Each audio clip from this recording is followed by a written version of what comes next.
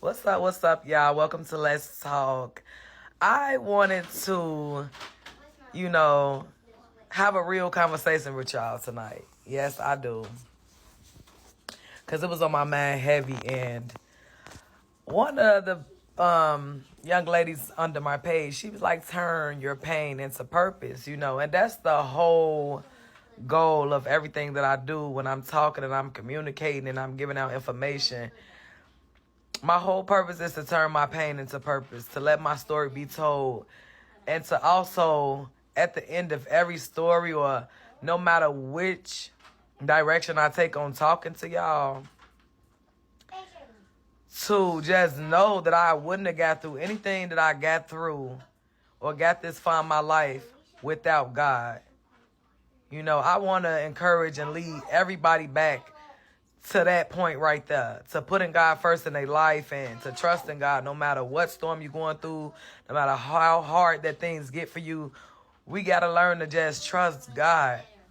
I don't care. Like, I've been through a lot of stuff in my life. Like, sometimes I just look in the mirror and I just smile because I am so proud of me. Like, I don't care how nobody else view me. I don't care what nobody else think about me. Like, long as God love me, like, that's the only thing that matters to me.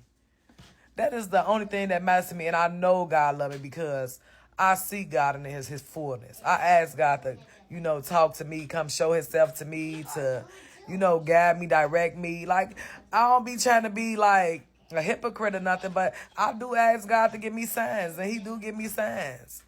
Because sometimes we want to know we're going down the right path. Like, is this right? Should I be going this way? I ask and I seek the voice of God. So I encourage y'all to do the same thing. It's never too late. But that's my whole thing, is to share my life story, to share my testimony, to help somebody else get over the humps and the obstacles up in their life. And just to let them know at the end of the day, everything I say, everything I've been through, I couldn't have got through it if it was not for God on my side. Like, I cannot make this up. So I want to share with y'all the fact of being a foster child. I know a lot of people be like, please don't touch on that subject, because a lot of things went on in those homes to me, y'all. A lot of things happened to me. And I want to share it because I know it's a lot of foster children out there in this world. And I know it's a lot of other people that went through the stuff that I went through. I can't be the only one. I can't. So I'm going to tell y'all about the first foster home I went to. May her soul rest in, paradise, rest in peace, Miss Cleaves. So my first foster mother, her name was Miss Cleaves. And she had ended up passing away. But by the time I realized, I was in the home, it was several kids in this house. Now, waking up after being, in a coma for a while, and my whole body was in a cast because I had got third-degree burns, and I was still in the cast. My body was still healing or whatever. I remember, like, sticking, like, pencils down in the cast, like, trying to scratch and stuff like that. But I ain't gonna lie, y'all. I remember eating tissue. I remember us, like, barely being fed. I remember us barely being watched. I remember just a lot of kids in one house.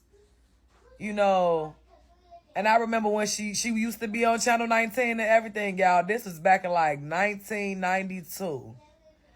92, 93, around that time. So she used to be, ministering on Channel 19, and I just couldn't believe it. I ain't gonna lie to y'all, I could not believe it, because I'm like, she barely neglect us in this house. We barely get fed. We barely get paid attention to, and got the nerve to be on Channel 19 acting like a saint. So, when they say the devil be going to church, as a kid, I understood that to be true. I'm not even gonna lie to y'all. Because I remember, like, us having a meal here and there. I remember us just being tossed around throughout her family houses, like, send us over there, send us over there.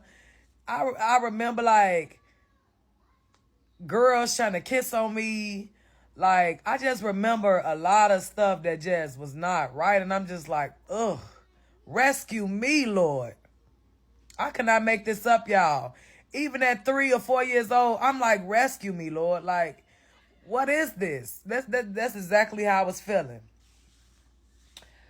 So, you know, rest her soul, but she ended up passing away and stuff. So they ended up like asking me did I want to go to the funeral and stuff. I really deep down in my heart didn't want to go because I felt like I was too young to be experiencing that. And I really didn't have no emotions behind it because, you know, I asked God for forgiveness, but I just felt like that lady didn't care about us. She really didn't put much into us. So why should I have to fake emotions when we got did wrong up in that house? Like, when nobody paying attention to us, I felt like we were just a group home or something. But I know it was a house, you know, and I remember having a bench as a kitchen table. You know, it just, things, it wasn't right. Moving along. So the next foster home, y'all, Miss Sanders. Miss Sanders, I remember like going to school, and I know Miss Sanders, to me, I feel like she was like not too old, not too young. She was more like into her man, you know. And I remember like mostly like the kids, make them a bottle, you know what I'm saying? And I remember this one song, I Want Your Body. Now imagine y'all, I'm 4 years old. To the very last drop. I'm like, Miss Miss Sanders, y'all, used to be getting her groove back, baby. That lady wasn't paying. That lady was not paying attention to us. That lady was focused on her man. Like, that lady didn't care, was I coming to stay? Was I coming to go? Like, it was another... For real, I ain't gonna even lie. I just remember, like, no lie, like, for real, even though I'm laughing, y'all, like, I remember being so sad in that household because it's just like, why don't nobody pay attention to us? Why nobody care for us, loving us? Why nobody, like, acting like real parents? Like, this is the second house where, okay, her stuff more, like, up to date. She a little more popular. But when it came to, like, being a mother figure, like, it wasn't. It was just like empty. Like, okay, you just a check. For real. I'm gonna be real. Like, I experienced that. I never really remember a meal. I'm not gonna lie to y'all. I'm not gonna say she wasn't feeding us, but honestly, like, I have a good memory. It goes way back. I just don't remember good meals. I remember having soap in my bottle, like, makeup bottle. I remember one of the kids put some soap in the bottle. I didn't even drink the bottle. And then I'm 4 years old, like, why am I still on the bottle? Only thing, and then when I went to school, I felt awkward because, I don't know, I just felt alone. Like, for a lot of times, I felt so alone in these homes. So, Miss Sanders, like I said, she was kind of popular, so it wasn't that bad because her house was always like, okay, a little more live, but it just like, nobody was paying attention to me. Like, I can't really speak on other kids because I feel like they was there longer, so they was immune to it. But I just like, this is not it. I was ready to go. So praise the Lord. They say, oh, your grandma May stepped up. Your grandma May gonna be getting you. So I'm like, in my mind, I don't know what grandma May. Like, I don't even know mama, daddy, grandma, sister, brothers. At this point, I just felt so alone in the world. So long story short, the next household was Grandma May. So I went to Grandma May's house next. My real birth grandmother. So I'm like, okay, I landed in the right hands now. I found some people where I actually come from. Even though I really didn't feel like I come from it. I'm going to be honest. To me, the only parent I really got, like, at the end of the day was Jesus Christ. Like, that's really the only person that looked out for me through everything. But I ain't gonna lie, Grandma May's house was better than the first two houses. So I got to Grandma May's house, and I met my birth uncle, and he opened me with open arms. Oh, my God, but so it made me feel special because, okay, some people love me. Some people care about me. Like, I don't even remember ever being hugged at the house at the first two houses. So when a person hugged me, I felt, okay, I finally for once found a smile. Like, okay, somebody know me. Somebody care about me. Somebody love me. I was 4 years old. So my Uncle Don, he was like the first person to embrace me and give me a hug. So it made me feel like, okay, now this is the love that I was looking for. Like, I'm here, I'm alive, I'm a human, I'm a person. So at my grandma May house, she just was like, kept being kind of sickly. She kept being kind of sickly, and that kind of scared me as a child because she had diabetes or whatever, and she used to pass out a lot or end up going to the hospital a lot. So other than that, I could really say when it came to buying us things and taking care of us, that was fine and dandy. But I will say this, because I'm not going to sugarcoat none. Y'all know me. I would just always hit negative thoughts, and I would try to pray them off. And this is when I really found out that I had a gift, y'all. I would tell Grandma May, like, okay, I had this type of dream or whatever. And she'll be like, how you dream that? You shouldn't even remember that, or you wasn't even here for that. Like, how you having these dreams? So she ended up putting me like in a facility where they would monitor me sleep and stuff like that. And I felt like you go to church every Sunday, Friday. Sometimes we in that Wednesday. Sometimes we in church 4 days out the week. So I felt like if you believe in God and everything we reading up in this Bible, why you cannot believe in my visions and in my gifts and in my dreams? Why does that frighten you? So I ain't gonna lie, I kind of felt like something was off in that household. But I couldn't really see it because she was buying us stuff. You know what I'm saying? She was cooking. She was being a good mother towards us. But I just felt like it was some stuff being hidden because it's like I had drowned when I was 6 years old because I'm thinking I could jump in the deep end and I'm thinking that I could swim. And I'm knowing this 12 feet. I ain't never swam a day in my life, y'all. This is my first time ever going to camp. So I jump in the deep end, 6 feet of water. Me and my sister went down there, but she ain't jump in because she like, I know I can't swim. I'm going to the other side. But she ain't tell me why not to jump. She just let me jump. So I'm going under the... And I'm swallowing this water, and I can't breathe, and I'm gone. Like, when I say gone, I'm talking about I checked out at 6 years old. I would not lie to y'all. I would not make this up. Cross my heart, hope to die, stick a needle in my eye. I'm gone. I checked out, baby. So I'm going through a tunnel, y'all, and as I'm going through the tunnel, I didn't see the face of God. I just saw the white gown all the way down, and he stretched his arm towards me. He was like, Aisha, go back. It's not your time. And you know when they say God speak of trembling waters? The voice was amazing. Like, it's a voice you can't even explain. Like, it was a heavenly voice. Like, it was amazing. So he stretched his hand towards me and said, go back, it's not my time. So now I found myself going through a tunnel, but I feel my real body being moved. So next thing you know, God allowed me to, grab on to some girl at the camp leg. Now I'm stiff. So now everybody attention on me. They trying to pull me out. They pull me out because she's screaming because she's scared like, what the heck? A stiff body just grabbed her out of nowhere. So they pulled me out the pool. They get to reviving me. Now imagine I can still see them in the spirit. Now I see my spirit enter back into my body. Boom. So I spit up the water and I look at the crossing guard and then I look, y'all know, over my eyes. I was like, you fine? I looked at him. I'm like, oh, he fine.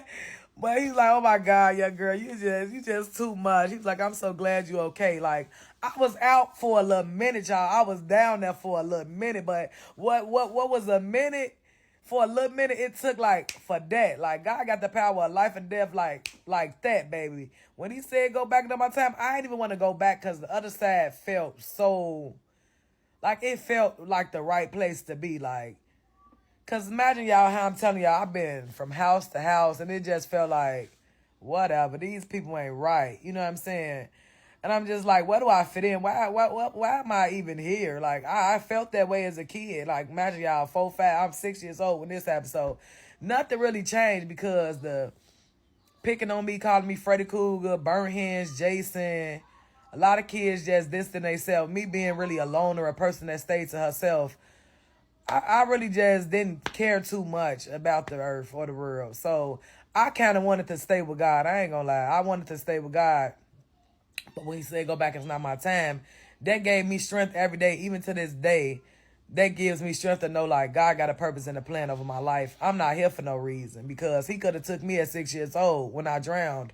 He could have took me at 2 years old when I was burnt in that tub of water, when I went into a coma, when my mama lost us. He could have took me 2 times already, and he still didn't take me. He still saved my life and sent me back and said it's not my time. So I'm like, okay, God got a purpose for my life.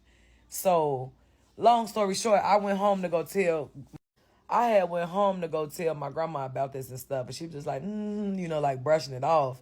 And it was just like the behavior was off. Like, you always in church. You just Jesus Christ crazy. You reading the Bible every day. I'm telling you something like this. I think you'd be excited, happy, or something. So I'm like, okay, whatever, But the crazy thing is, y'all, after that happened and the lifeguard had resuscitated me and stuff, I jumped up to witness and tell, testify and tell all the kids around, like, oh my God, y'all, I saw a man down there. I saw a man down there. God is real. God is real. Because I wanted to, like, let everybody know, like, oh my God, what I had just experienced. But everybody in the camp, they kids, they just like, okay, whatever. Nobody was really caring. My sister, Misha, at the time, I had told her or whatever. She was like, for real, you did? Because I had died for a little minute. I had drowned. Like, I was one of those kids that drowned and, I wasn't supposed to be here no more. But by the grace of God, he brought me through that. Like, it was not for a reason. I just felt the need to jump thinking I could swim. And after this day, I'm very, very, very skeptical about my kids, like, going to pools and stuff. If I'm not going, like, they ain't going. Because me just being young and being curious, look what happened to me, And who's to say the next person, child, is going to get that opportunity? God going to say, go back, it's your time. We never know. So we got to be cautious. We got to keep watching our children. But long story short, my grandma May started kind of like pushing me off. Not wanting me in the house around her a lot. Telling my sister Kashina to always take me outside with her. So my sister Kashina was older than me. So she was into boys. She was having her fun. She was with her friends. Like, she'd be outside at 12 o'clock at night. I ain't nothing but 6, 7 years old. You know what I'm saying? 8 years old. I don't want to be outside all night. I want to go home. I want to go to bed. I want to play with my toys. But for some reason, my grandma started being like, every time my sister Kashina went outside, I had to go with her.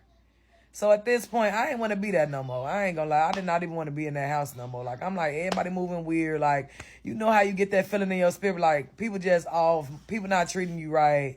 Like, what changed? What made you just stop liking me? Or, like, what made you start distancing me? Then I made an excuse like, okay, maybe she's sick. Maybe it's the diabetes or whatever. But I really never got an answer. I really never got an answer why she turned her back on me. I really not got an answer why she started being that way towards me and my sister. Like, one day she just told me, this what really broke my heart because you're supposed to be my grandmother. One day she just told me, like, you want to go spend the night over your auntie house? And I'm like, don't I got school tomorrow? I knew something was off. Like, my spirit was hurt, like, immediately when she put this. And I'm like, yeah, because I knew that auntie house to be the fun house. So I said, yeah, I'll go. You know what I'm saying? Like, she want me over there because for some reason they all had labeled me evil. They had labeled me evil. When really I was a loner. I stayed to myself. Even when kids came around, I didn't even play with kids. I played with my toys. I played alone. So why they just all of a sudden tried to nitpick with me from a child and be like, oh, she evil, she mean, don't nobody want her at their house. They was already setting the attack on me from a young age because I really wasn't doing nothing to nobody, because I really didn't even interact with people. For them to even try to label me and say I was this bad child, or I fought in school to protect myself because people was picking on me because I got burned at a young age, because kids didn't know what happened to me and they liked it to tease people that was different. So I didn't know why my family had went and tried to put this label like, oh, she bad, she this, she that. And I was in my mind like, how? You know what I'm saying? So I really didn't care anyways. Like, whatever your plan is to get rid of me, do it. So she sent me to my auntie house, but she made it on some, like, I was just going to spend the night. And I'm like, we got school tomorrow. I think it was a Wednesday. I know we got school the rest of the week. Why was we going to auntie house on the school day? But she ended up sending me to my auntie house. And next thing you know, she started sending clothes. She started sending, like, all our stuff to our auntie house. Me and my sister never gave us a reason, never said goodbye or nothing. I cried many a nights with her picture because, like, at the end of the day, you was the closest thing to a mother that I had. But I'm not going to lie, my gift was telling me, like, I'm not finna sugarcoat it. There's someone really right with her. Someone really right with her. So it's like, I felt like she knew, like, whatever she was trying to hide or portray that she was, by me being a person that was gifted and spiritual and having these visions and having these dreams, she ain't want me around. And I'm going to be real. I love her to death. I love her. I thank her for the time she did take me in, but I'm going to just be honest that I felt like that was the situation where she didn't want me and my sister in her household no more. And it wasn't even so much my sister had really did anything, but I felt like it was really just me, and she felt like if I got to get rid of one, I got to get rid of both just to make it seem fair. When truthfully, she could have just let me go because I had already felt the disconnection. I already had felt like okay, this another one of them, like the first two cribs. So long story short, y'all, after that, I ended up staying with my auntie. And my auntie was young. She was in the street. She was chasing up behind her boyfriends, and it just wasn't a place to be. So DCFS ended up coming up, getting me back. My sister ended up running. I didn't really care because we weren't really connected. None of the time we was in that household anyways. We just stayed into it. She didn't want me in her room. Stayed fighting me, kicking me down the stairs. Like, just made me feel like I didn't want to be in that house anyway. There was a lot of abuse going on. Punching me in my eye, like, giving me black eye. I had really felt like Cinderella, to be truthful. Like, it's like, what's y'all problem with me? You know what I'm saying? What I do to anybody? Like, why do me, like, being branched off and being to myself and not want to accept people abuse or the way that people treat me and me speaking out? Like, people hated the fact I wasn't a quiet kid. Like, if you did something to me, I'm going to tell. If a man moved funny around me, I'm going to tell an adult, because it's like, I knew right from wrong, and I was one of them people, like, I'm already fighting the world every day, so I didn't have to want to fight additional people. I didn't want to have to fight in the household that I was in. So, moving right along, we never really had a sisterly bond. It was just always like, why you get her? Why she here? You know, or she messing with my posters. Maybe I was, but I was just a kid. Or she tell too much. You know what I'm saying? And at the end of the day, I only told if I was asked a certain thing, or I only told, like, if I felt something was wrong. And if you 4, 5, 6 years old, you're going to tell if you feel like something wrong. But long story short, I didn't stay at my auntie house long. After my auntie house, I ended up going to a group home where they was trying to find housing, because they found my auntie house to be like, she don't got the necessities to really take care of y'all. So, you know, they took me. And baby, when I say I was so happy to go, I was happy to go. Like, rescue me. I ain't gonna even lie. I was waiting on them to come, baby. I had my bags ready. Like, thank you. They saving me little, you know, for real. I had got a piece of my finger smashed off because they sneaking boys in the house, and I'm trying to push the boys out the house, and my finger got caught in the door. I still got the bruise to this day on my finger. Like, a piece of my finger came off. It was just too much. You know what I'm saying? And I wasn't no fast little girl, so I was just ready to go. But moving right along, then we couldn't get in school. A lot of little stuff was just off. So after that, I went to a group home. So the group home, you know what I'm saying, it was just like, it wasn't too uppity, because it was just like a placement where you go till they find you a crib. So I can't really say much about the group home. It was just, we was waiting for placement. So after that, I finally had got another home, and her name was Miss Rosie, where I think that was her name. I don't really even remember the lady name. I think her daughter's name was Rosie, y'all. It was just so many of the homes that... And it wasn't me, y'all. Like, I swear it wasn't me. Like, people just could not take my light everywhere I went. For real, when you chosen and God got his anointing over your life, a lot of people become afraid of you, because they're going to call you weird. They're going to think something wrong with you, because they not getting these downloads from God. People want to know how you know what you know, so they get scared of you.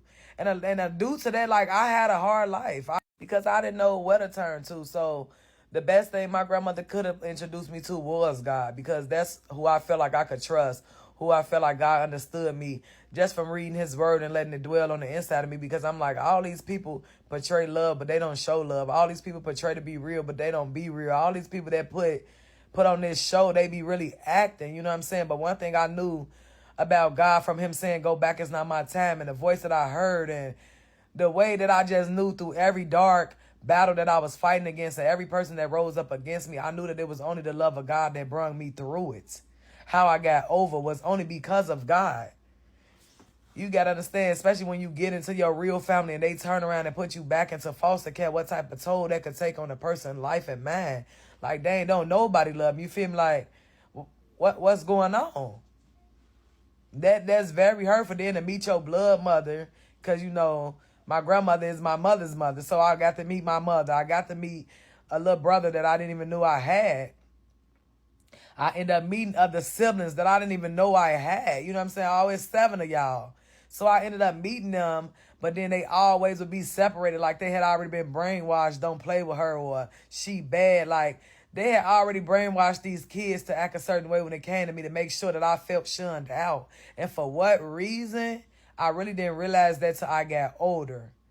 That I was the anointed child, that I was the chosen one, that I was the one God blessed with the visions and the gifts. So it was like they want to be energy vampires and feed off my energy so they could stay blessed, because they knew who I was. You know what I'm saying? Even when I ain't know who I was, they knew who I was. So everybody had their hand on stability through me. And you got to really connect with your spirituality to really understand what I'm saying. How all these families and communities was in on this. And it just sad.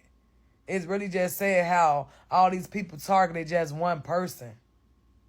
Purposely tried to like annihilate my character since a child. And it's sad. And it didn't dwell on me, or it didn't make sense to me till I went to a spiritual awakening and God exposed everybody to me one by one and what part they played in my demise. And it just really sad. And I really pray for those people that y'all get y'all life together, and that y'all stop doing that to people, and that y'all stop praying on God's anointed and God's prophets, because God say touch not his anointed or his prophets, because he's not going to play about his kids. For real. Y'all really need to go get right with God. For real. But moving right along. So when I got to Miss, her daughter name was Rosie. I don't even remember her name, but we going to call her Miss Rosie. Her daughter name is Rosie. She Rosie, okay? I got to her house, and there was a little boy, another little boy now. I think his name was Kevin, so it was just the 3 of us. So she used to only buy her daughter the nice clothes, the nice toys, treat me and Kevin like nothing. Like, I'm not even going to lie. Me and Kevin had kind of got close because we just got did so bogus. Can I say this? Another person that was just doing it for the check made her daughter just feel like she was on top of the world. Now, I could get a toy or something, and I'm playing my toy. If her daughter want my toy, I got to give up my toy to her daughter. Now, imagine when I left my grandma's house, I had so many toys and clothes that came with me. So it just didn't make no sense. Her daughter wanted my toys, so it's like, give my daughter your toys. She was just like a big, giant bully, y'all. Like, the mama, not even the daughter. Like, the daughter just was like her way or the highway. So I ain't gonna lie. When DCFS came, you know how they do their little wellness check to make sure the kid. I'm like, could y'all get me up out of here? I clearly told them, like, she ain't right. This how she do us. Kevin don't even be eating. He get mistreated. Like, we were not getting treated right. She put her daughter on the pedestal, try to treat us. Like, we can't come out the room. We can't have TV time. She making me eat peas. I don't want the peas. They're nasty. Don't eat peas to this day because of this lady. I can't make this up, y'all. This lady cooking the peas. The peas nasty. At least put a little sugar and a little butter, baby. How I learn how to cook peas better than you. And I'm telling her I don't want the peas, so I eat the peas or don't come from the table. So I started just like learning how to chew them up and stick them under my tongue. And I would keep on going to the bathroom and spitting them out because I don't like the peas. They was nasty. They ain't had no flavor along with the rest of her food. But I can't make this up, y'all. So that house didn't last long either. On to the next. Because I spoke up. Because you're not finna treat me any kind of way. You're not finna do me any kind of way. I don't care who you is. I got to speak up for me. I got to protect me. I got to cover me. And if you not being the right foster parent and you just doing it for the check, then I have to keep it moving, okay? So on to the next house, y'all. Bertha Baker. Don't even know what happened to her, but it was me and the boy there. So it was just the 2 of us. She was just like, she was really older, you know what I'm saying? And I was just creeped out. I ain't gonna lie. I was just creeped out because she was so old to the point, like, she wasn't really looking after us. She couldn't really take care of us the way that we needed taken care of. Don't get me wrong. I had caught the measles there. I was really sickly there, like, and she just couldn't take care of me the way I needed her to be taking care of me and Kevin. And we would be hungry. Like, this is why I tell y'all, where I would have to go across and play with the neighbors. We'd be jumping in the abandoned building. We'd be falling through the floors, and we would be eating sardines out the can. I can't make this up. Let her in, y'all. Don't do her like that. So one day she had took some medicine or whatever, and I was trying to wake her up because I'm like, you know, we hungry, like. And I don't know what was going on, but she had told me to give her medication and she had went to sleep. So when she had went to sleep, I ain't gonna lie, I had just called the police. Like, I had just got my stuff like, look, I just can't do this no more. So I had went out the back and I had tried to go around the world by myself, but it was cold and it was dark. And the kids that I usually jump in the building with, they could go back home in their mama house. So they wasn't trying to stay in the building that we was playing on the back porch in. And we was out of sardines. I ain't lying to y'all. And imagine y'all, I'm only 9 years old. So we at this point, I'm like, look, I'm just finna call the police. I had locked myself out and I sat on the back porch and I'm like, I had banged the bang. And I had knew she took her little sleeping medicine like she do at the same time every night or whatever she was doing. And me and Kevin couldn't get in, but Kevin said he was just going to go sleep at some friend's house. So I told Kevin, look, Kevin, I think his name was Kevin too. I don't know. The last boy and him might have had the same name. It's been so long ago, y'all. Like, imagine I was 9, I'm 34 right now. So we just going to name him Kevin too. So I had told him, like, look, I can't do this no more. I gave him a hug. You was the nicest brother that I had out of all the homes. You in the last home, like, yeah, I was the nicest too that I could really say was brothers. But I'm finna call the police and just tell them to take me to DCFS because I can't live like this. This lady too old. She can't really take care of us. She not feeding us. We study in an abandoned house, jumping through floors. We dirty. Like, we hungry. We eating sardines out the can. We begging the neighbors for food. Like, I can't live like this. So I ended up calling the police, and the police kept banging and banging and banging and banging and banging and banging and banging and banging. And they banged like an hour. It's like, okay, come on. And they ended up taking me to the station. So I ended up getting a worker named Miss Cleaves. No, not Miss Cleaves. I'm sorry, y'all. I ended up getting a worker named Miss Willoughby. Miss Basina Willoughby. Some of y'all might know her if y'all was in DCFS. Miss Basina Willoughby, she worked on like 111th State with the DCFS. That was the best worker I could get. So I had ended up getting her. She had took me to her house. She had fed me. She had bathed me. She had gave me clean clothes. And then in the morning, we had went back to the DCFS station. So she was like, I'm going to find you a good home. You just been from house to house to house to house to relatives to houses. She was like, this just don't make no sense. She was like, I give you my word. I'm never going to turn my back on you, and I'm going to find you a good home. Y'all know I cried to that lady, and she hugged me, everything. I wanted to stay with her. She was like, if I could, I would keep you. She was like, but they don't let us. But she was like, they don't let us keep the kids, you know, so. But she was like, if she was going to see what could she do to take classes or see could she get me. But that never happened. But she was always there for me. Like, if I ran away, she came. Like, no matter what, she came for my rescue.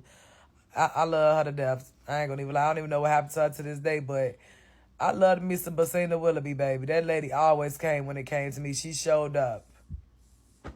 So, long story short, the next house she had ended up getting me was my foster mama Sam house, where I stayed from 9.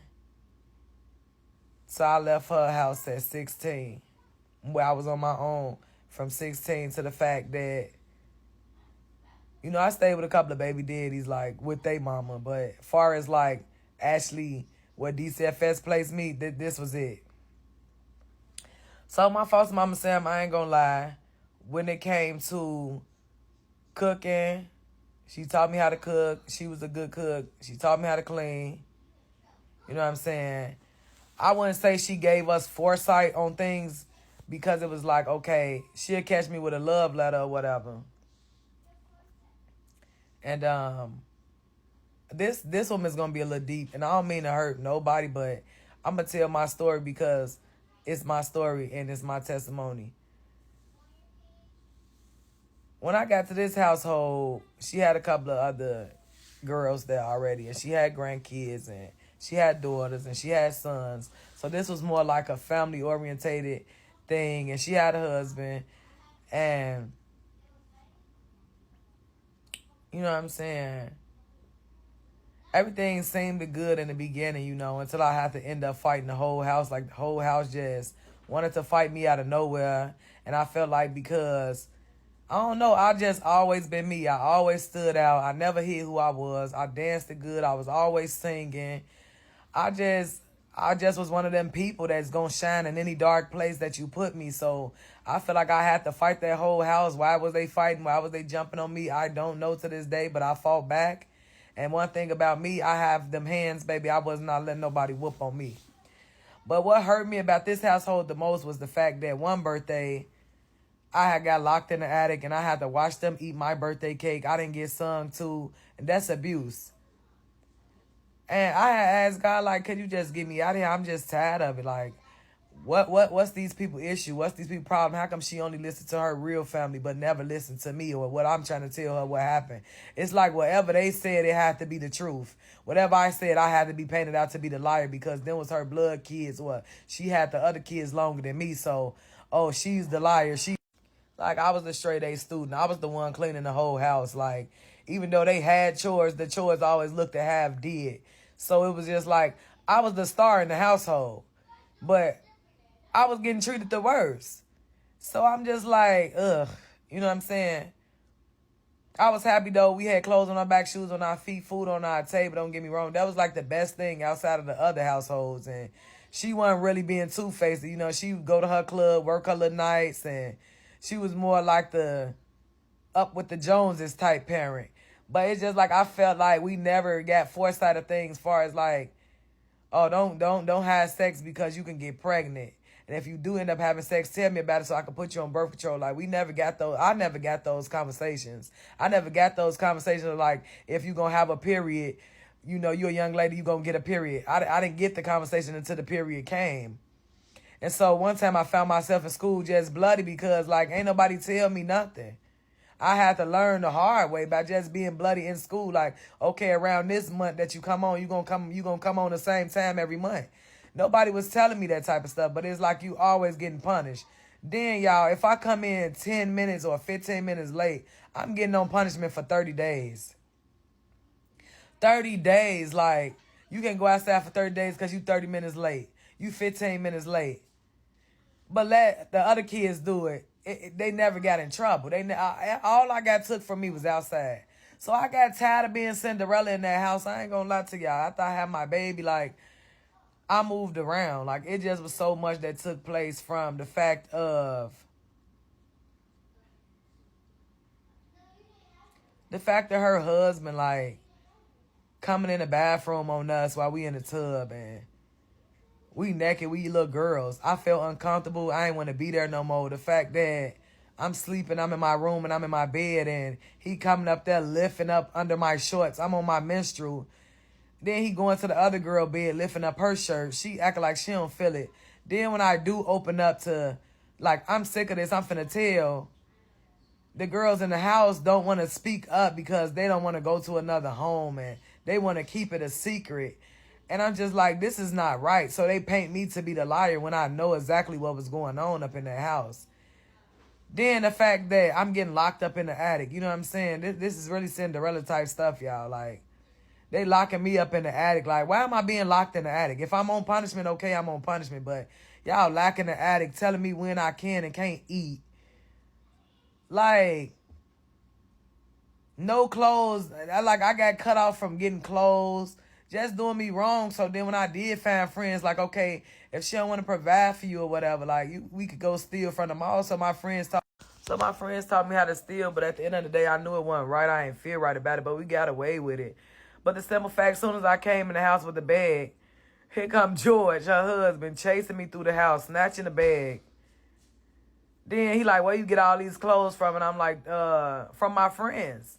So they took the bag of clothes, y'all. So at the end of the day, like, I got a picture I can really show y'all. I had to go to my 8th grade graduation with a big giant shirt on, some big pants on. Like, really just mistreating me in that house like I was nothing. Like I said, at the beginning, it started out good till they started fighting me all the time, jumping on me all the time. I'm the only one cleaning up, locking me in the attic. Like, I just started, like, running away. Like, at the end of the day, I just started running away running away for saying forget school. Like, I just couldn't endure no more pain in my life. I just got tired of people. Like, only thing good was, I will say about her, because I ain't gonna lie, I ended up getting pregnant at 16. And one day I just said, I'm tired of people holding my baby, because I didn't want my son to be like a spoiled crybaby. I wanted my baby to be like one of them babies, like, okay, he ain't no crybaby, he ain't spoiled, ain't nobody holding him all day, but he getting the proper amount of love, but just not overly being held all day. Because who want a crybaby that want to be held all day? So when I told her niece to put my baby down, she gonna say F her and that baby. And I just felt like if that was your real grandchild, you would have never said that out your mouth. If you really cared about me in any type of way, you would not say F nobody and they baby. So that's when I knew everything I felt about that house and felt about her. Like, she was just one of them people that played her hand, but she used to always tell me, like, she rode the goat, and, you know what I'm saying, she was a Mason. So I used to ask her, like, what is a Mason? But she used to always say, it's a secret. She can't really tell me what they do, but just know she ride the goat. So in my mind, you the devil. So I ain't gonna even sugarcoat it. She was a good provider, but as a mother, I wouldn't, to me, when it came to make sure I wasn't dirty and hair was done, she was good with that. But when it came to, like, loving on me, showing me the right way, actually listening to me, I could give it a no. So I started running away. I stayed at friend's house. Found my birth mother. I was staying with her, but she was acting weird. Like, go back to your foster mom house, because she was doing what she was doing in her life, and she wasn't right. So I didn't really have nowhere to go. I ain't gonna lie to y'all. And this was just a repeated cycle throughout my lifetime. So I just got to the point, like, you know what? I'm finna find me a job. I'm finna tell her I need my DCFS check. I'm finna do this on my own, because all the people that I was surrounded with in my life, like, they was not right. And then I'm not going to say that I was all the way right, but all it took was somebody to understand me, to sit down and have a conversation with me. Like, okay. But I was fed up with the being locked in the attic, and I was fed up with the only siding with her family. I was fed up with we eating noodles and raviolis all day long and fruit cocktail out the can, while everybody else around us able to get chicken strips, chicken nuggets, hot wings, pizza puff. Like, none of that stuff was offered to me. And I'm going to keep it real. Only time if she cooked a meal is when I got to get some of the meal. But all the other quick foods and the junk foods, I was cut off from that. We didn't get none of that stuff. Only certain people did. And I felt like that was not fair. Especially for how clean I kept the house, and how I was a straight A student, and how anything they asked me to do, I did it. Like, I just felt like that. No, ain't nobody finna, I'm done. So I took my baby and I left, and I never looked back. Now, it was times where I was staying with my baby father and he became abusive towards me, and I needed her. So I'm like, look, can my son come? I'm going through this. I'm going through that. I got 2 months left for high school to finish, and I ain't trying to, fail. I lived in a trap house, y'all. Like, I'm not going to lie. It was a pastor. His building was going under foreclosure, and I'm like, look, I don't got nowhere to go. Can I stay? You can stay until they come and board it up until they come and take it. And I ain't gonna lie, it was only cold water every day. I bought my school clothes. I washed up in that cold water. I continued. I finished high school. I went to prom from in front of that trap house and everything. I cannot make this up, y'all. I kept going no matter how bogus a person did me, no matter how low they tried to treat me. She used to give me $400 every month out of my DCFS check so that I could still have a little money to take care of me and my baby or whatever. I learned about the aid office, so I went to go apply. But I kept pushing. I was not finna let nobody tear me down, break me down, walk over me, mistreat me. And I got tired of staying somewhere where I knew I wasn't wanted because I didn't stay quiet about the abuse. I didn't fit in. You know what I'm saying? No, and I'm not going to stay quiet, and I'm not going to be walked over. And I'm not going to, you know what I'm saying, paint a picture of people to be these angels that they was not. Some of them had good qualities about them, but it never was a woman that I ran across that had the whole package of being a woman or being a righteous person. I never found somebody that was like me on the inside after all them homes I just told y'all about. So my purpose of telling y'all this is, no matter what you go through in your lifetime, if you keep pushing and pushing and pushing and pushing and never give up. Keep fighting no matter how much a person try to tear you down. Keep hopping over them people. Keep running across that fire. Keep going. Don't let nobody tell you down. I done drove a Lexus and I done drove a Benz and I done had an Audi. Like, everything, I got it on my own. I stood up on my own 2 feet. I kept pushing when nobody showed me love, not even my birth family. Like, everybody just took my kindness for weakness and felt like, oh, she thinks she all that. I don't think I'm all that. Y'all think I'm all that. Y'all intimidated by my light. Y'all got to make y'allself feel bigger. Y'all got to act like it was a competition when I ain't do nothing but ever show nobody loyalty, love, and respect. When I chose not to be quiet and speak my truth, it was always an issue. Like, people be comfortable with the drama, with the mess, and with the lies. And I don't be comfortable with that. I'ma always choose the side that's right, what's righteous, what's, right from wrong. And it just be like people will try to play you into their hand and play you into their drama and play you into their mess. But you got to understand to be true to who you are no matter what. I don't care if we living in a world full of demons, if we living in a world full of darkness, if ain't nobody around me going to be righteous, I'm going to be righteous. I'm going to do what's right. I'm going to speak my truth no matter what or who feel about it. I don't care because at the end of the day, they can't walk a mile in my shoes. If a lot of people been through what I've been through in my lifetime, like I could go into more details within each of those homes or other incidents that happened to me, but it just was too many homes to go through. It was too many homes to go through, and there's more homes I dealt with, like living with one of my baby fathers. I dealt with situations in that household. Dealing with the second baby father, I dealt with situations in that household, like his mother being a witch, his mother standing over me, chanting over me, doing voodoo, putting stuff in my food. Like, so much stuff I had to overcome and conquer in my life. Like, I know if it wasn't for God, if it wasn't for his love, his kindness, his mercy, I would not be here today. I supposed to have been gone so many times, so many attempts these people took on my life, and I made it. Do y'all understand me? Y'all can make it through whatever storm you going through. I don't care how tough life gets. I don't care how rough it seems. If I made it, y'all can make it. Like, I lived in a trap house to finish high school, bro. I didn't have nowhere to turn. I had to wash out the same 2-3 uniforms every day because my baby mother's mother hated my light so much. She ripped up my socials, my birth certificates, threw my clothes out in the mud, did me so dirty and didn't even have a reason. Didn't have a reason, y'all. Like, to this day, just because I figured out she was doing voodoo, y'all. And then she would ask me, you said I was a witch. Yes, I did say a witch. You is a witch. Like, what you want me to do? Lie so you can keep making attempts and attacks on my life? Ladies sitting up there doing all this witchcraft and going through portals and, like, just demonized, y'all. Like, that was the worst house I could have landed in. The worst house I could have landed in. Like, that was a full spiritual attack, y'all.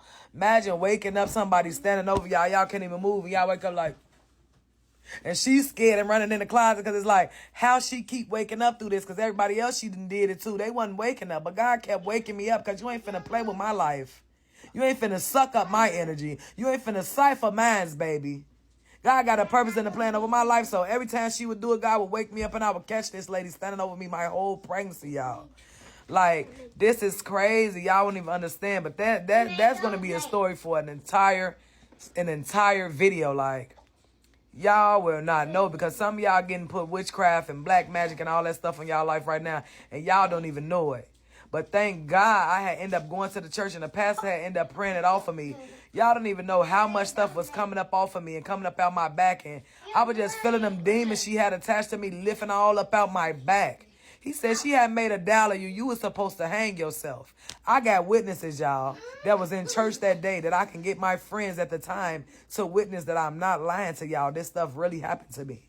She had made a voodoo doll of me. I was supposed to hang myself. Now imagine I had seen a spirit hanging from her backyard off of a rope, but I didn't want to believe what I was seeing because I'm looking through my regular eyes and I'm not knowing because when God gives you with a gift, and you young like that, you really be scared. You don't really know how to accept it because you like, Lord, please, why am I see this? Take it away. I used to beg God to take my gift away from me because I used to be so terrified. Like the dreams, the visions, the stuff that I used to just get, the ringing through the ear, the downloads through the spirit. Like the stuff used to scare me. I was so young and I used to run from it. And I'd be like, God, I'm not ready. I'm not ready to take my gift away. Like I was one of them kids that cried to God all the time, take my gift away, take my gift away. I didn't want the gift. But you can't run from when God got a calling on your life. You cannot run from it. He's going to use you. This is why he built you. This is why he created you. He have a purpose and a plan of your life. You're a part of this plan. This is why you are gifted these certain gifts.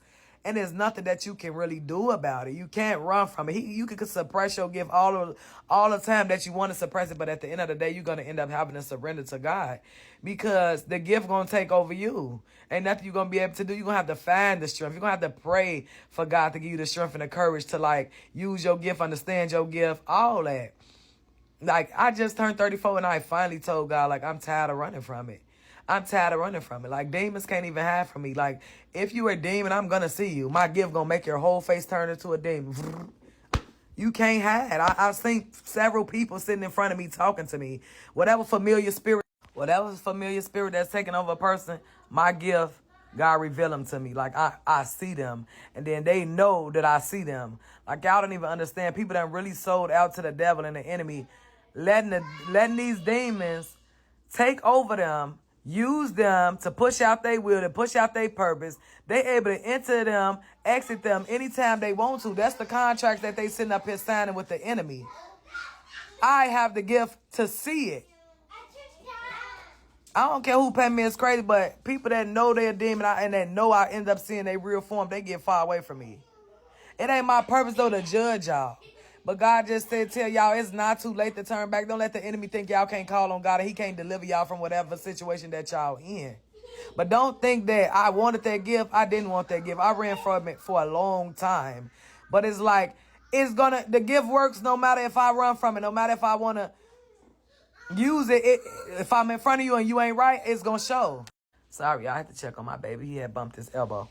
But, yeah, it's like y'all won't even understand that be the contracts they signing with the devil to get these little twos and fruits that they getting.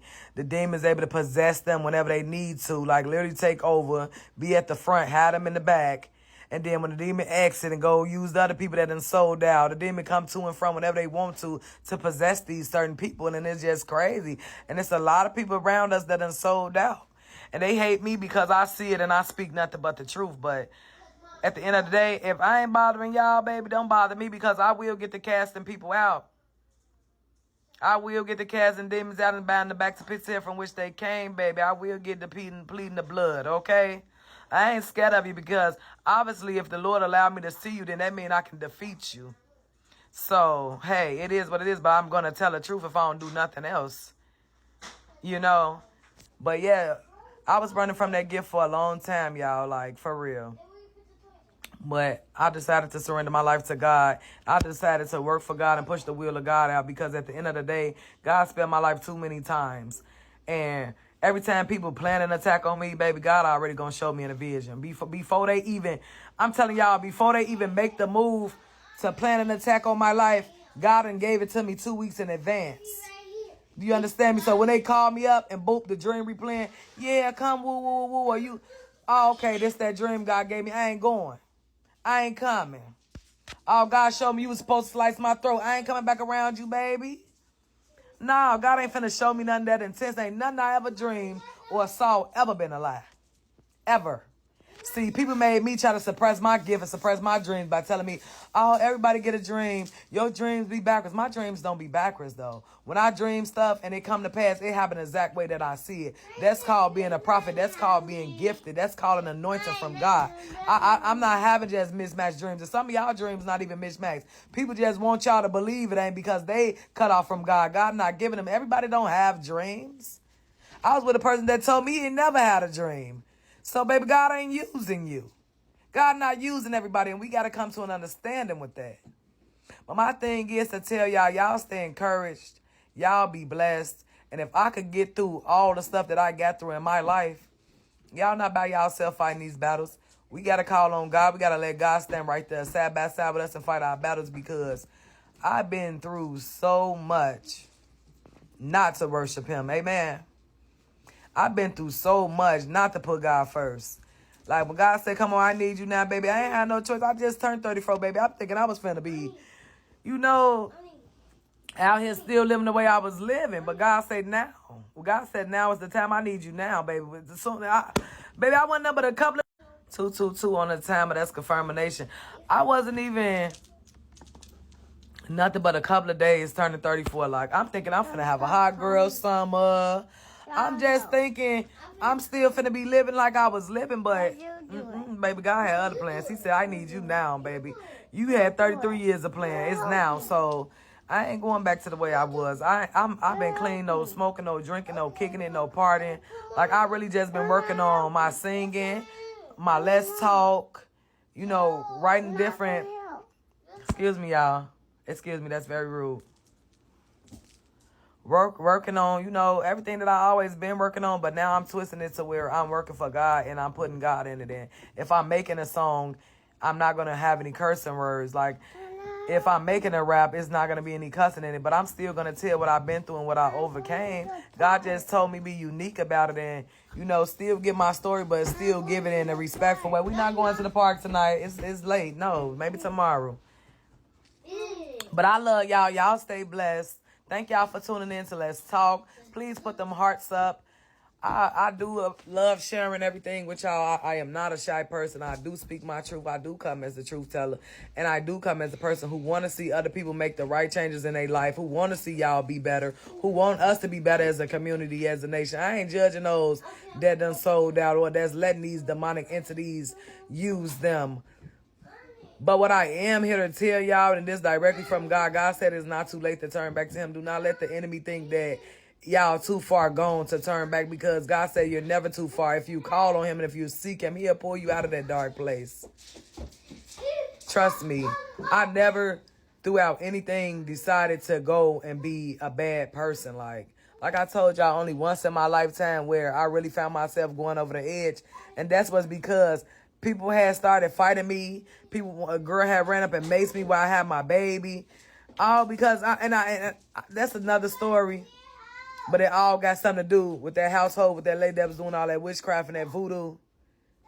That's why she was feeding this community, and this community was pushing out whatever she was telling them to do.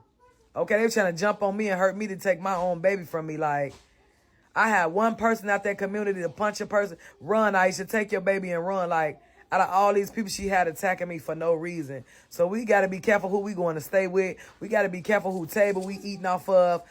If they too nice, something ain't right, baby. If they letting you lay up in their house and you young, if, you know what I'm saying? Like, you meet a person and they're like, ooh, your name what? And you a good soul. You'll be better off, baby, going to a shelter, letting them find you housing and placing you, because staying with people, you taking a risk. You don't know